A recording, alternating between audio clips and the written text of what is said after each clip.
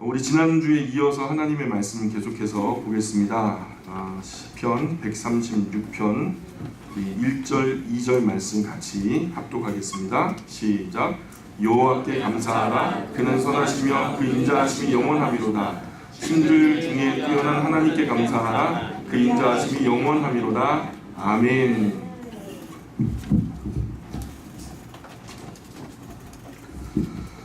자, 그래서 지난 시간에도 우리가 함께 말씀드렸지만 찬송은 올라가고 찬양은 퍼져나간다. 찬양은 영향력이고 찬송은 하나님께 독대함으로 찬양과 찬송의 그 경계를 우리가 명확하게 구분을 하셔야 된다라고 말씀드렸습니다. 찬양은 이 자리에 없는 다른 어떤 이에 칭찬을 하는 거예요. 그래서 이 모든 둘러선 사람들이 그분에 대해서 좋은 마음을 갖게 하는 거죠. 그래서 좋은 마음을 갖고 함께 그분을 좋아하게 되는 것이 찬양이라고 해요. 그래서 찬양은 그분이 행하신 일들을 많이 열거하겠죠. 그분의 성품이라든가 그분이 어떤 귀한 일을 하셨는지에 대한 이야기들을 많이 열거하겠죠. 찬송 같은 경우에는 그분 앞에 있는 거예요. 예배를 통해서 우리가 그분 앞에서 그분을 직접 대하고 말씀드리는 거예요. 당신은 정말 귀하신 분이십니다. 당신은 정말로 사랑이 많으신 분이십니다. 이렇게. 그래서 찬송과 찬양은 구분된 부분이죠. 오늘 시편에서도 그런 구분된 부분들이 보이기에 지난 시간에 우리가 함께 135편 할렐루야라고 하는 이야기로 시작해서 함께 살펴보았고요. 136편으로 건너왔습니다. 여호와께 감사하라. 그는 선하시며 그 인자하심이 영원하미로다. 우리가 죄가 많죠. 아멘입니까? 네, 죄가 많고 정말 많은 부분에서 부족하고 미흡하니까 하나님께서 인자하지 않으시면 큰일 납니다. 하나님 우리를 좀 이해해 주시고 우리가 부족하고 좀 미흡하다는 것을 인정해 주셔야 우리가 좀 그나마 신앙생활 하다가 실수를 하고 어려움을 당해도 좀 하나님의 그 인자하심 때문에 사는 거지, 하나님이 인자하지 않으시고 우리가 행하는 족족 심판하시고 또 강력하게 경고하시고 그러면 무서워서 못 삽니다. 그나마 하나님께서 인자하셔서 참 다행입니다. 예, 그래서 하나님께서 인자하지 않으시면 우리가 설 자리가 없어요. 하나님의 자비하심, 인자하심, 긍휼하심 이런 이야기를 다 담고 있는 것이 헤세드라고 하는 단어인데, 사실 그 헤세드가 아니면 우리는 비빌 언덕이 없어요. 성경에 한나라는 이름이 나오죠. 한나라는 그 이름의 뜻이 여호와는 은혜로우시다. 은혜로우시다. 그래서 여호하난, 여호하난이 요한, 그래서 나중에 요한이 된 거거든요.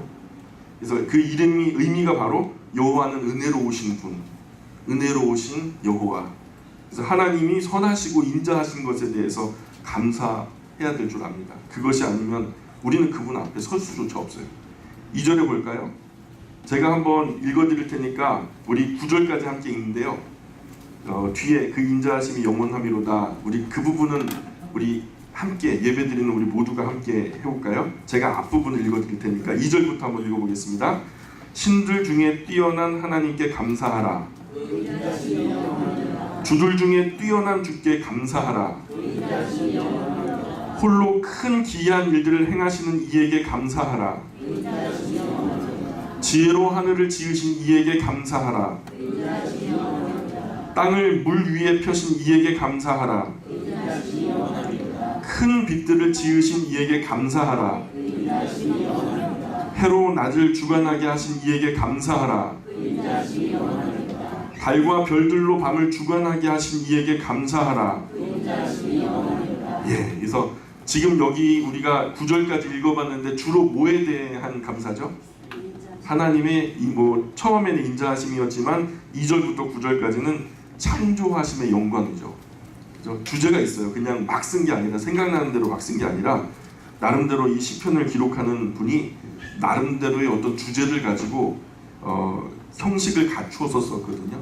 내용으로 분류하자면은 2절부터 9절까지가 하나님의 창조의 영광. 우리 찬송 중에 그런 거 있죠. 주 하나님 지으신 모든 세계.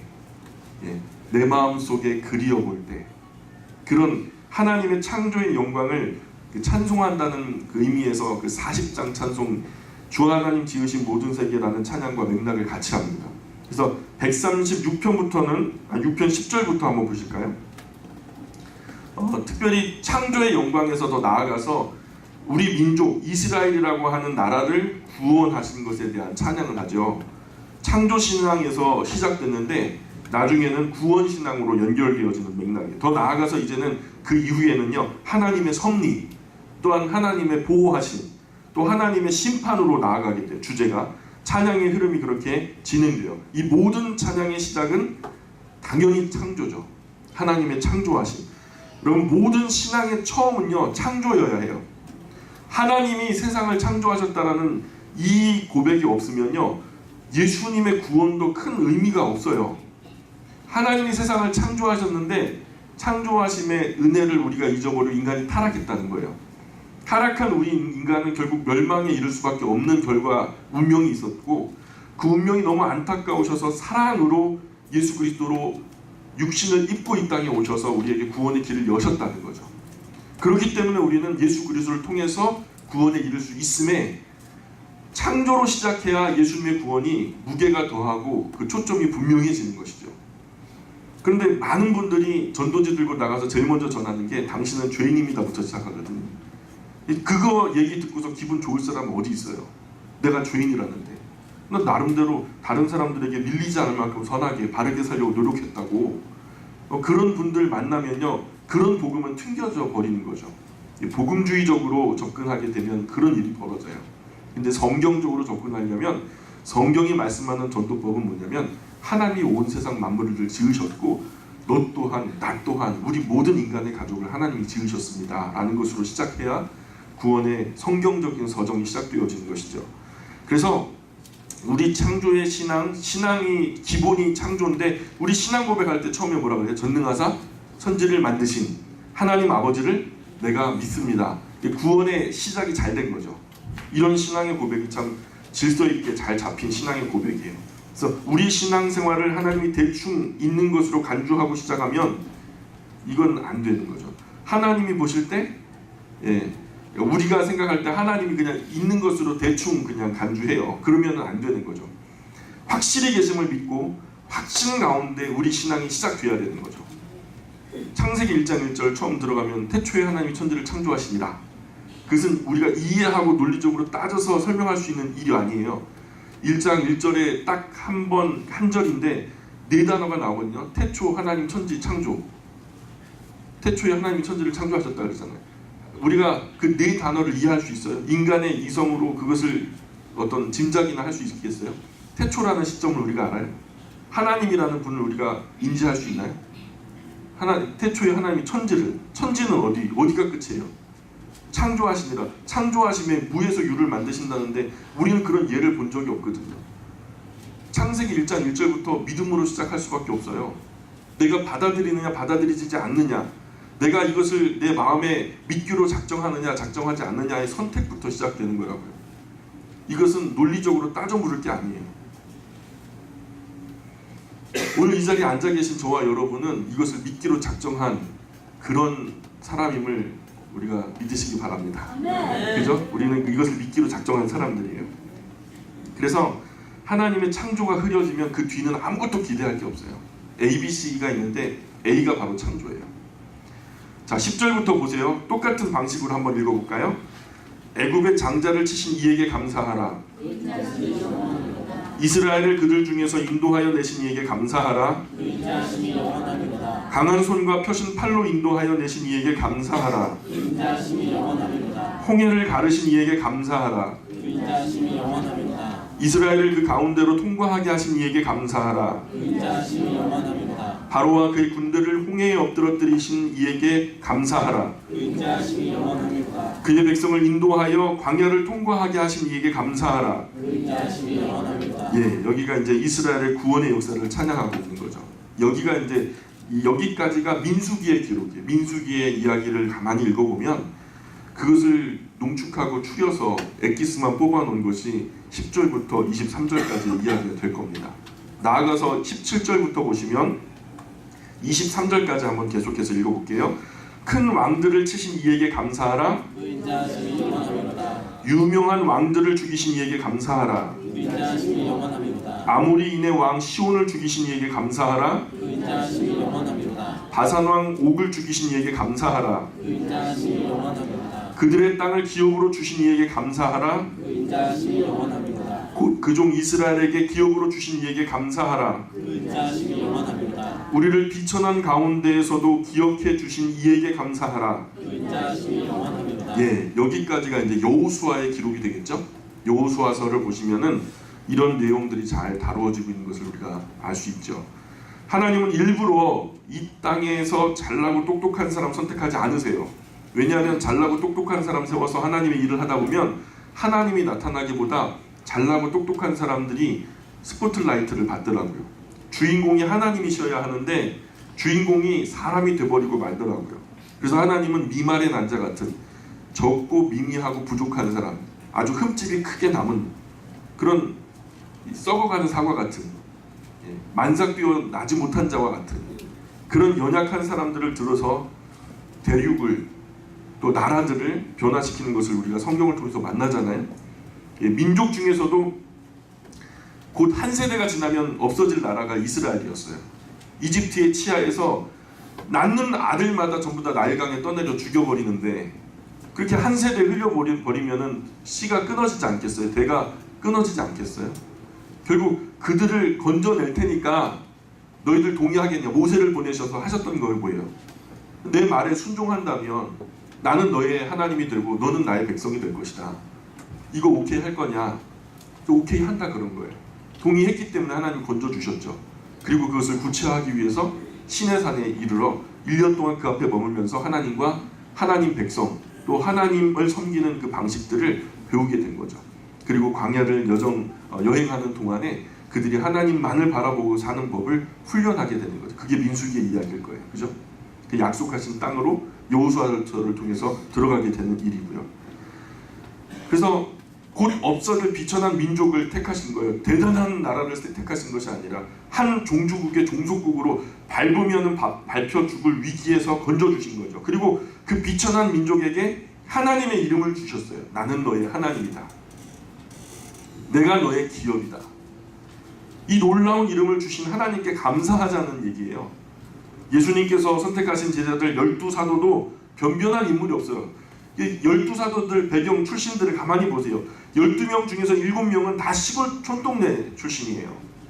거기 배운 사람이 별로 없기 때문에 무슨 갈릴리에서 선한 것이 나겠냐 할 정도로 무시하던 그 동네예요. 갈릴리 베세다 출신들이죠. 탁월한 사람들 뽑은 거 아니에요. 그냥 지극히 평범한 사람들, 길 가면 가다가 얼마든지 마주칠 수 있는 흔한 사람들을 택하신 거예요. 평범이 정도가 아니라 평범에서도 많이 모자라는 사람들, 그런 사람들을 뽑으셔서 제자로 삼으셨다는 거죠. 그런데 그 당시 오히려 일곱 집사님 같은 경우에는 오히려 더 학식도 출중하고 사람들에게 존경도 받고 성령으로 기름 부음 받은 증거가 확실하게 나타나는, 사람들에게 그저 성령과 지혜가 충만한 사람들이었다, 이렇게 공의 사람들에게 칭찬받는 사람들이었다 성경 기록하죠. 그러면 사도가 높은 거예요? 아니면은 일곱 집사님이 더 탁월하신 거예요? 일반적으로 바라볼 때 일곱 집사님이 훨씬 더 탁월합니다. 저는 그래요. 목회자는요 가장 미말의 난자 같은 부족한 사람들을 하나님이 세우시는 것 같아요. 근데 성도들은요 하나님께서 가장 존귀한 자들로 세우시는 것 같다는 생각이 들어요. 특히 직분을 맡으신 분들, 존경받을 만한 충분한 이유가 있으신 분들, 그런 분들을 하나님께서 택하고 세우셨다라고 저는 믿어요. 그러니 목회자가 조금 덜 떨어져도 우리 직분을 맡으신 분들이 이 교회를 끌어안고서 더 탁월하게 이끌어 가셨다고 저는 믿고 있어요. 얼마나 부족하고 모자라기에 참 저를 불러주시나. 그 목사보다 못한 분들은 부끄러운 줄 아셔야 돼요. 그죠? 가장 미말에 난 것 같은 모자란 사람을 목사로 세우셨는데 목사보다는 탁월해야죠. 그 교회 목회자보다는 더 좋은 인격을 가지고 계셔야 돼요. 그냥 목회자는 따라해 보실까요? 목회자는 잘 돌봐드려야 된다. 잘 돌봐주셔야 돼요. 저보고 실망하실 필요가 없어요. 왜냐하면 이 중에서 제일 모자란 사람을 세워주셨는데 오죽하겠어요. 그러니까 잘 돌봐주시고 이해해주시고, 우리도 똑똑하고 많이 배우고 가진 것도 많고 여러모로 쓸모가 있어서 부르신 것이 아니에요. 솔직히 얘기해, 톡 까놓고 우리가 거울 바라볼 때 만족하시는 분 계세요? 내 상태나 내 마음, 나라고 하는 존재에 대해서 사실 여러분 우리가 충분히 멋지다라고 여기시는 분 계세요? 비교적 부족하고 미진해서 불러주신 거예요. 하나님의 자녀로 왜 먼저 부르셨냐면 우리가 먼저 부족하니까 부르신 거예요. 감사밖에 우리가 다른 할 말이 없어요. 그런 네 말에 난 것 같은 너무나 연약한 우리를 선택해 주심에 은혜에 감사하는 것밖에는. 그런 의미로 중직들 교회 스태프들은요 더 큰 죄인들이고요, 여기 서 있는 목사는 가장 큰 죄인임에 틀림없습니다. 그러니 저 세상에서 관료제는요 높이 있는 분들, 그 높이 있는 분들은 제일 높은 분이 있고, 그리고 맨 마지막에 말단 직원들이 있는데 교회는 달라요. 맨 밑바닥에 말단 직원이 있는 게 아니라 맨 윗바닥에 목회자가 있어요. 그리고 제일 위에 새로운 성도들, 이제 갓 예수님을 알게 된 태신자들이 가장 높이 떠받들어져야 되는 위치에 있다라는 생각이 들어요.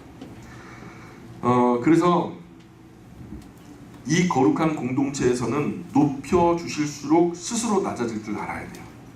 성경의 원리대로라면 어쨌든 하나님의 말씀과 은혜로 변변치 않은 사람이 높아질수록, 그런 변변치 않은 사람이 높아짐에 익숙해지는 것이 아니라 그 사람 감당 못하여 눈물만 흘리네라는 찬송처럼 늘 감당할 수 없는 은혜와 사랑에 감사하는 자세로 얼마나 부족하고 모자라게 저를 불러주셨습니까?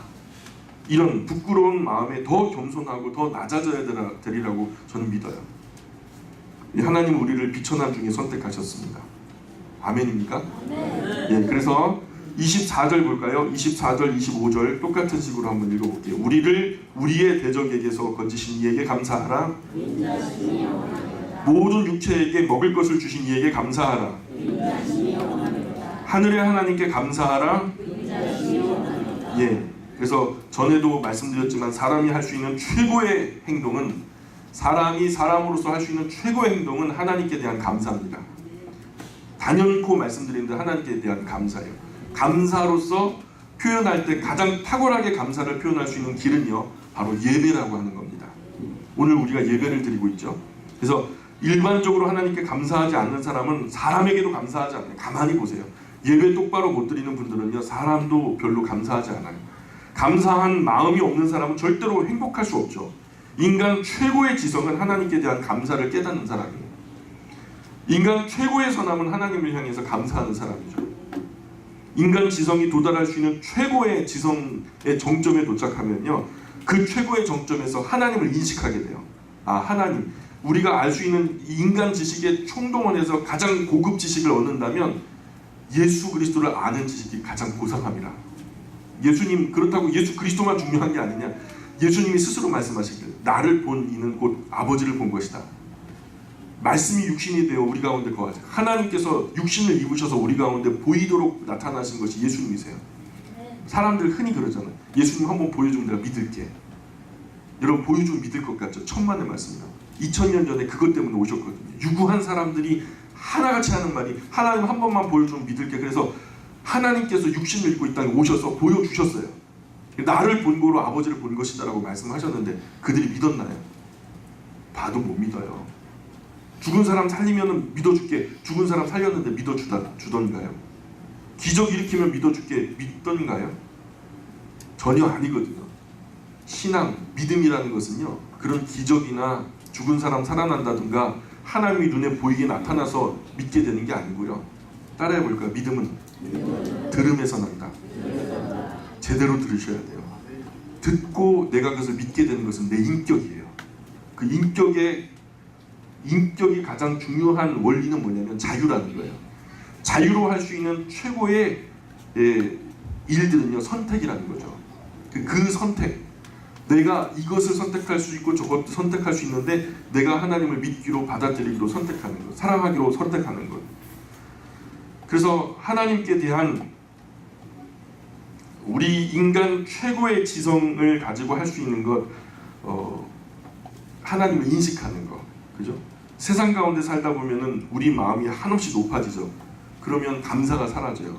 마땅히 내가 누려야 할 거 못 누리는 것 같고, 저 사람이 나보다 훨씬 잘 나가니까 나는 저만큼 돼야 되는데 난 뒤처진 것 같고. 그런데 반면에 하나님 앞에서 우리의 마음이 겸손해지고 온유해지고 가난하게 자연스럽게 그렇게 되거든요. 하나님 앞에 우리가 머물면 정말로 버러지 같은 우리의 모습이 반영이 돼버리니까 우리가 아무 대접을 받아도 별로 크게 억울하지 않아요. 그러면 그 위에 채워주시는 모든 것들이 은혜와 감사의 이야기가 되죠. 범사에 감사할 수 있는 이유가 되더라는 거예요. 하나님과 나를 비교하면 겸손이 시작되는데, 인간과 인간이 비교가 되면 그때부터는 한 사람은 비굴해지고 한 사람은 교만해지더라는 거죠. 그잖아요. 인류 최초의 범죄, 살인 사건이 어떻게 일어났나요? 제 예배는 받아주셨는데 내 예배는 안 받아주셨다는 거예요. 비교가 되더라는 거죠. 하나님 앞에서 내가 똑바로 중심이 담겨지지 않은 예배를 드리지 못한 것에 대한 회개가 아니라 제 예배는 받아주셨고 내 예배는 안 받아주심에 질투가 나는 거예요. 그러니까 사람과 사람을 비교할 필요가 없어요. 신앙은 하나님 앞에서 나 홀로 싸우는 싸움이에요. 자꾸만 옆에 비교하시면 SNS 다 지워버리세요. 다른 교회 이야기들 웬만하면 찾지 마시고 성경 말씀이 여기 있는데 뭐 자꾸만 기웃기웃거려요. 주님 부르시는 그날까지 우직하게 성실하게 진실하게 말씀 속에서 하나님 앞에 나를 비추어 가면서 하나님 말씀이 옳다 여기시는 대로 바르게 우리가 방향을 정하고 좌로도 우로도 치우치지 마시기를 주님의 이름으로 부탁드립니다. 그래서 돈이 많아 행복이 아니라 마음이 겸손하고 온유하고 가난해서 행복해지는 거더라고요. 마음이 가난한 자는 복이 있다라고 예수님께서도 가르치시죠. 137편으로 건너가 보겠습니다. 137편 1절입니다. 한번 같이 읽어볼게요. 시작. 우리가 바벨론의 여러 강변에 거기에 앉아서 시온을 기억하며 울었도다. 이스라엘이 다른 강대국 바벨론의 포로가 되어서 억지로 타향만리까지 끌려왔죠. 똑똑한 사람들 주로 골라가지고 바벨론 써먹을 만한 사람들 끌고 가버렸어요. 그런데 거기 갔는데 똑똑한 사람들은 바벨론으로 전향시켜서 일꾼으로 쓰지만 다른 대부분의 사람들은 노동력을 착취하는 거죠. 한마디로. 그러니 중한 노동으로 이 사람들이 아침에 해가 뜨는 순간에 노동을 시작해요. 그 바벨론에 얼마나 많은 일들이 있었겠어요. 이스라엘이 이집트에 끌려갔을 때도 일이 많았죠. 마찬가지로 이스라엘이 바벨론에 끌려갔을 때도 일이 많았어요. 일이 엄청나게 많았는데 그 중한 노동으로 탈진한 채로 해가 저물어 가죠. 해가 기울면 더 이상 통제가 안 되니까 그때는 전기불 켜고 할 수 없으니까. 그러니까 해가 지면 어쨌든 집으로 돌려보내야 돼요. 돌아가면 하루 종일 그 중동의 뙤약 밑에 먼지 뒤집어 쓰면서 일하는데 땀과 눈물이 범벅이었을 거 아닙니까? 그러면 어떻게 해요? 그냥 들어가서 잘 수 있겠어요? 찝찝하고 그러니까 강가에 가는 거죠. 서로 보지 못하던 이웃들이 전부 다 그 강가에서 모이는 거죠. 모이면 얼굴만 봐도 눈물이 주르륵 흐르는 거예요. 하루에 고된 노동의 그 한숨들이 그 강가에서 씻으면서 서로의 얼굴을 보면서 위로받고, 정말 그런, 결국에는 거기서 씻고 보잘것없는 집으로, 그 판잣집으로 돌아갈 때 흘린 땀과 눈물을 흐르는 강가에 씻어야 했죠. 강가에 발을 담그고 하루 종일 지친 몸과 마음을 씻고 있으면 어떤 생각이 들까요? 고향 생각이 나죠. 고향 생각이 나요. 사무치게 그리워지는 거죠. 그래서 누구 하나 울컥하고 참았던 눈물을 갖다가 터뜨리면 너도 나도 할 것 없이 왜 울어 하면서 가갖고 위로한답시고 어깨를 토닥이는데 나도 울어요. 그러니까 너도 나도 고생했으니까 서로 그래갖고 점점 그 울음의 크기가 사무치게 커지는 거죠. 그러니까 걷잡을 수 없게 함께 울음보가 터져버리는 거예요. 왜 울었을까요? 왜 울었을까요? 오늘 본문에는 그 이유를 말하는데 시온을 기억하며 울었도다 말하는 거예요. 시온이 뭐죠? 우리 영광교회 시온이가 둘인데 시온이 뭐죠? 예루살렘이에요. 예루살렘은 뭐죠? 왜 예루살렘에 성경이 그렇게 많이 반복을 하죠? 하나님의 성전이 있었던 곳이니까. 그러니까 하나님 시온을 기억하며 울었도다라는 얘기는요, 하나님께 예배하던 신앙의 시절, 자유롭게 하나님을 예배할 수 있고 하나님 우리를 향해서 말씀해 주시고 그 보호와 은혜 안에 살게 되었던 이런 아름다운 때를 회상하면서 그 하나님의 보호 아래 행복하게 살던 때가 사무치게 그리운 거죠. 누구가에게 지배를 당하 종속국이 되어서 막 아침 대바람부터 그냥 막 땀나게 눈물나게 그렇게 노동하는 것이 아니라 지금 우리가 아무런 부담 없이 마음껏 하나님께 예배할 수 있음에 감사하시기 바랍니다. 나중에 그럴 수 없을 때가 올지도 몰라요. 할 수 있을 때 여한 없이 오늘이 마지막인 것처럼 오늘 이 시간 이 예배가 마지막 예배요, 마지막 메시지를 듣는 그런 심정으로 우리가 이렇게 끝의 시작을 할 수 있었으면 좋겠어요. 자, 2절 3절 한번 읽어보겠습니다. 시작.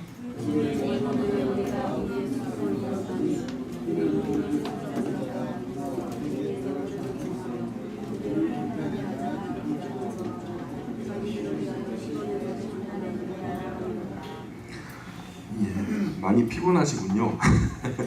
예. 수금은 노래하거나 또 예배를 돕는 악기였어요. 오늘은 우리 담비 간사님이 저렇게 키보드를 하신 신디사이저를 하든가 피아노라든가 다른 교회들은 올겐 같은 것도 쓰고요. 또 어떤 큰 교회들은 파이프 올겐도 쓰더라고요. 근데 예배를 돕는 악기였는데 지금 포로가 됐잖아요. 현실이. 포로가 되어가지고 노동만으로도 그냥 힘들고 지쳐가지고 손가락 하나 까딱하기 싫다. 너무 힘들고 지쳐가지고 그냥 더 이상 어떻게 할 수 있는 길이 없어요. 노래할 마음이 있겠어요? 여러분 너무 피곤하고 지치면 노래할 마음이 나요? 근데 포로로 담당하는 간수가 창과 채찍을 손에 들고서 하는 말이 뭐냐면 야 노래 한번 불러봐. 자기도 무료하거든요. 맨날 채찍질하고 너 똑바로 못해 하면서 막 밟고 그러니까 그냥 자기들이 마음대로 할 수 있다 생각하고서 이 포로 간수들이요 노래 한번 불러봐. 그럼 죽지 않으려면 해야지 뭐 어떡하겠어요. 그래서 4절 5절 읽어볼까요? 시작. 우리가 이방 땅에서 어찌 여호와의 노래를 부를까. 예루살렘아 내가 너를 잊을진데 내 오른손이 그의 제조를 잊을지로다. 그런데 사실 수금으로 노래를 하는데 그들이 아는 노래 대부분은 뭐냐면 하나님께 예배할 때 쓰여지는 예배 찬송이에요. 하나님을 찬양할 때 드리는 찬양이라고요. 근데 그런 노래를, 그런 신성한 노래를 간수가 불러 그래갖고 부르면은 그렇게 하찮게 다루어질 노래는 아니잖아요. 그잖아요. 하나님을 그렇게 하나님을 향한 찬양인데 이렇게 하나님을 대접해서는 안 되는 건데 그런데도 부르라고 그러니까 괴로워도 합당하지 않아도 맞지 않으려고 죽지 않으려고 마지못해 불러요. 수금을 연주하는 재능이 없어져 버렸으면 좋았을 거예요. 그냥 더 심한 얘기가 그냥 내 혀가 없었으면 좋았을 거예요. 말 못하면 노래도 안 시킬 테니까. 비참한 고백이죠. 한 청년이 취직을 했어요. 자기가 그렇게 고대하고 바라던 그 회사에 취직이 돼가지고 좋다고 막 했는데 오래전에 얘기를 들려주더라고요. 처음에 입사해가지고 다 위분들이니까 눈치 보고 있는데 신입 들어왔으니까 우리 노래방에 한번 가가지고 그 회식 한번 하자고 그런 거예요. 밥 먹고 노래방 가갖고 회식을 하는데 그 회식 끝에 이제 노래방에서 노는데 다 한 명씩 돌아가면서 노래를 하는 거예요. 근데 이 청년이요 그때까지 학교 교회집 이거밖에 모르는 청년이었어요. 근데 아는 노래가 유행가도 모르고 아무것도 모르고 찬송가밖에 모르는데 그랬대요.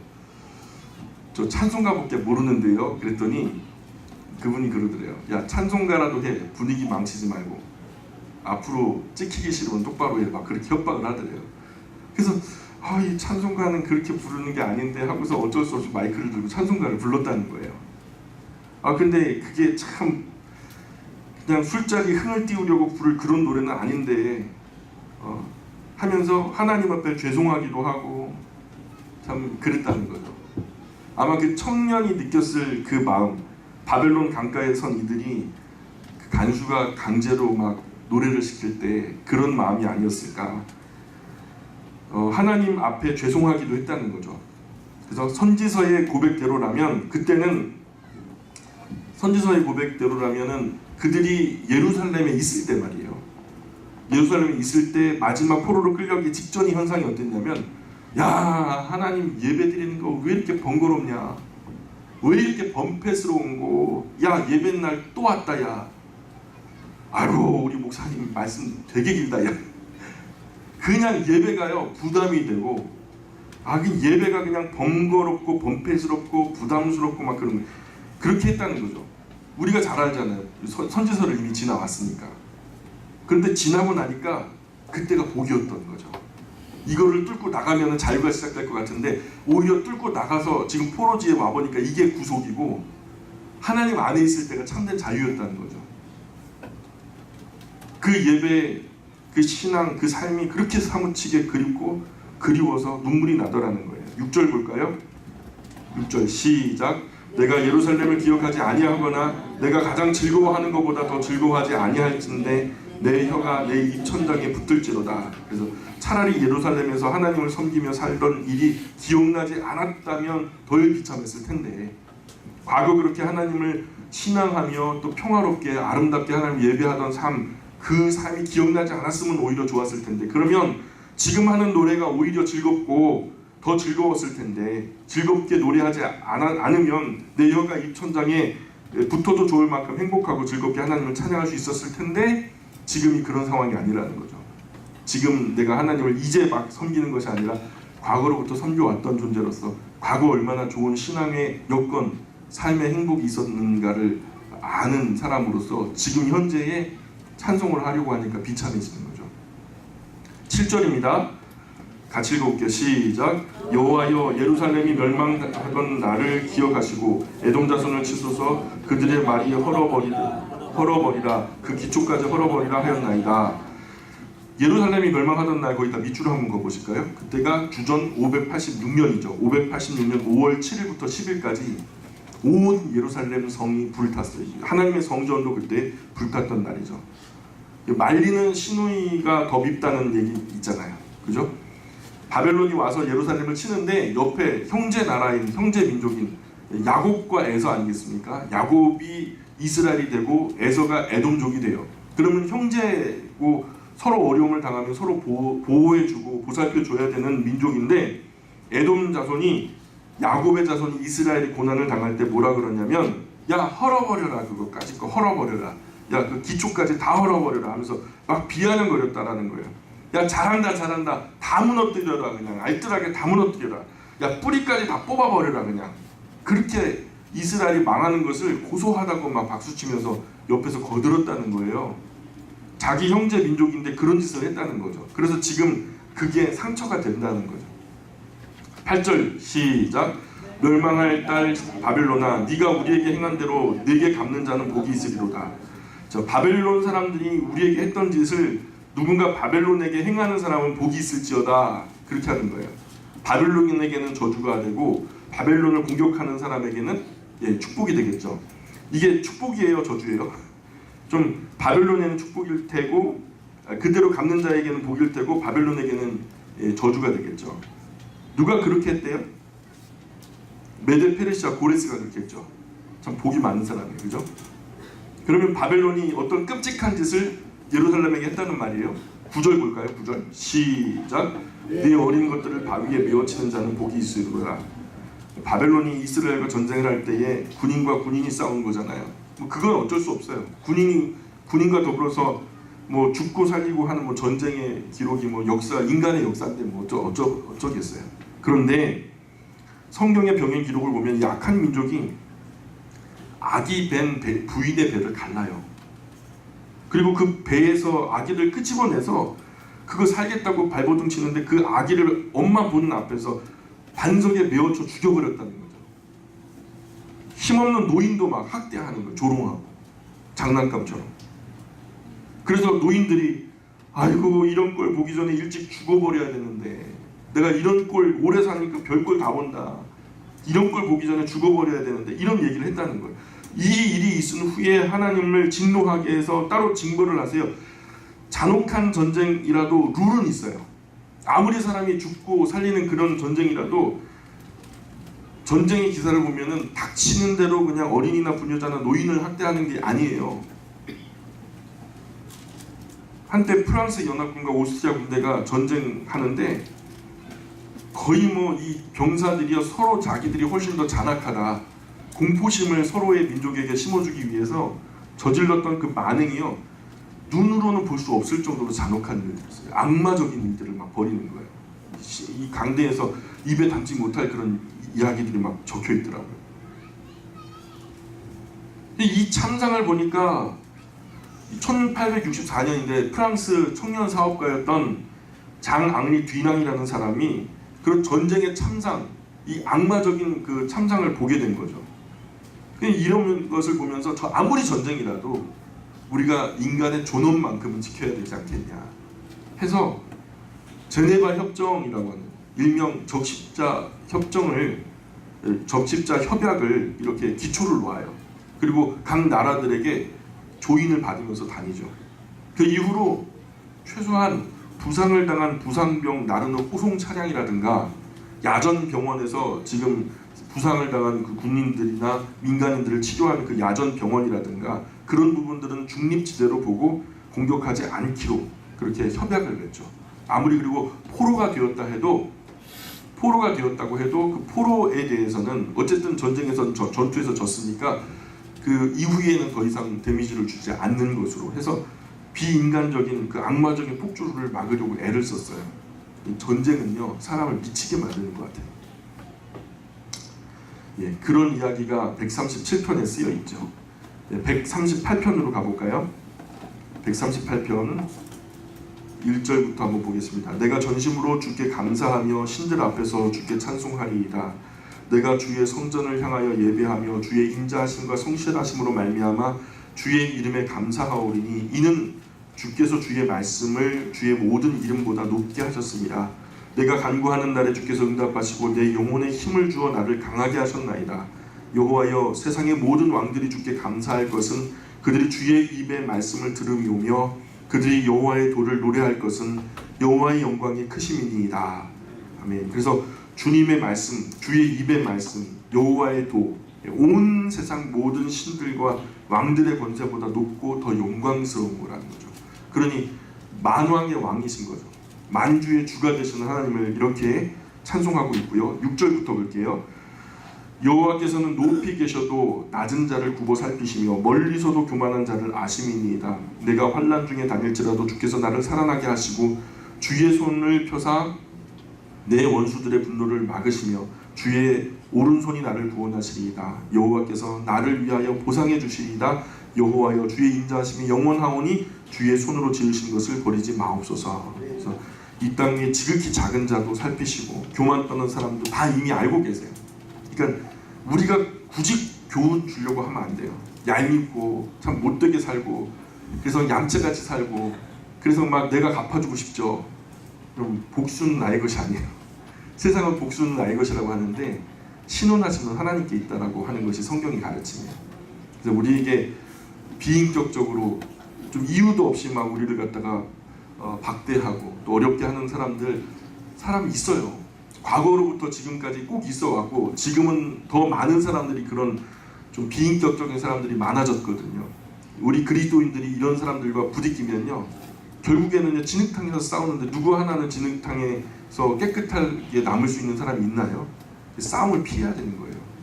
어차피 뭐 내가 교훈할 수 없어요. 내가 거기서 싸움에서 이긴다 해도 그 사람은 아하 그렇구나 내가 똑바로 살아야지 이런 교훈 없겠어요?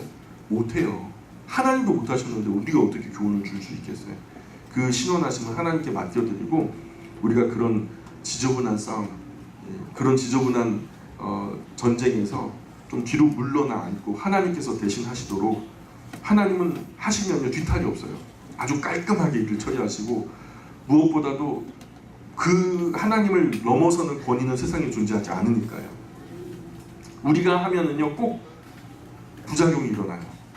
고소고발이 꼭 들어오거든요. 그러니까 우리가 하면 안 되는 거죠. 살피시는 하나님, 교만한 자를 치시는 하나님, 환난 중에 살리시는 하나님, 원수들의 전쟁을 막으시는 하나님, 전쟁 속에서도 구원해 주시는 하나님. 그럼 우리 본문 속에서 나오는 하나님의 이름이에요.